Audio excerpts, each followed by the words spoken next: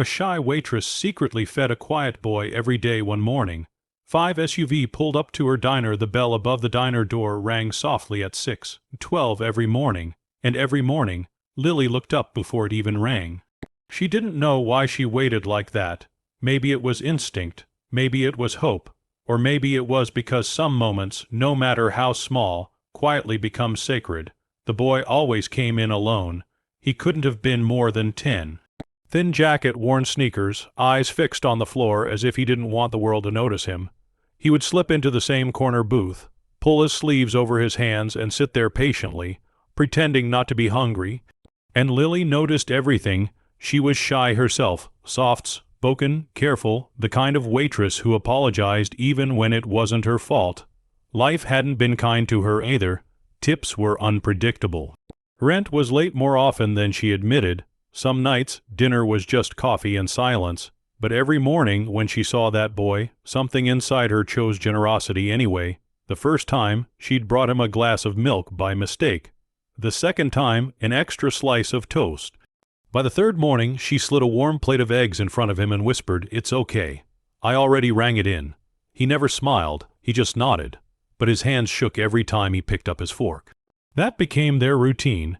Every day before school, the quiet boy would sit in the corner booth, and Lily would quietly feed him, never asking questions, never expecting thanks. Sometimes she paid for the food herself. Sometimes she skipped her own lunch, and sometimes, when her manager wasn't looking, she'd mark the meal as a mistake and pray it wouldn't come back to bite her. Weeks passed, then months. She learned his name was Noah. That he liked pancakes more than eggs, that he hated loud noises, that he always left exactly one bite behind, as if saving it for later, even though Lily knew there was nothing waiting for him at home. She never asked why, because kindness doesn't always need an explanation. Then one morning, everything changed at 6:11 a.m. Lily was refilling coffee when she noticed the street outside the diner go quiet. Not peaceful, alert, heavy like the air before a storm. She turned toward the window. One black SUV pulled up, then another, 5 in total, engines humming, windows tinted, doors opening in perfect unison. Men in dark suits stepped out, scanning the street like something important was about to happen. Lily's heart dropped. Her first thought wasn't fear, it was guilt. Had someone noticed the free meals? Had she finally gone too far? Her manager froze behind the counter. Customers stared. Forks paused midair. And then, Noah walked in. Same jacket, same shy posture, same quiet steps. But this time he didn't sit down. Instead, he stood near the door, clutching something in his hands, eyes searching until they found Lily. One of the men in suits stepped forward. "There she is," he said softly. Lily felt her knees weaken. Before she could speak, Noah walked toward her, slowly, carefully, like he was carrying something fragile. He held out a folded piece of paper. "I didn't know how to tell you," he said, his voice barely above a whisper. "So my dad said this was the right way." Lily unfolded the paper with trembling fingers. It was a letter. She read the first line, and her breath caught. It explained everything. Noah wasn't poor. He was protected. His father was a powerful man. Wealthy, well-known, guarded everywhere he went. After a family tragedy, Noah had been pulled from public life and enrolled quietly in a nearby school under strict security.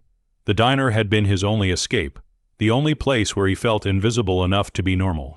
They'd been watching, not her mistakes, her kindness. The letter went on to say they'd seen her pay from her own pocket, skip meals, defend Noah when another customer once complained about him taking too long to eat. They saw how she never asked who he was or why he needed help. At the bottom of the page, one line stood out. "You fed my son when you thought no one was watching. That told me everything about your heart." Tears blurred Lily's vision. Noah reached into his jacket and handed her a small envelope. Inside was a check enough to change her life, enough to erase years of quiet struggle. But that wasn't what made her cry. It was the last thing Noah said before leaving. "Thank you for seeing me," he whispered, "not who I was, but who I am." The SUV drove away just as silently as they arrived. The diner returned to normal, but Lily never did. She kept working there, not because she had to, but because she wanted to. And every morning, when the bell rang above the door, she still looked up. Because the world may never announce when kindness matters, but sometimes the smallest acts, done quietly without reward, become the very things that change everything.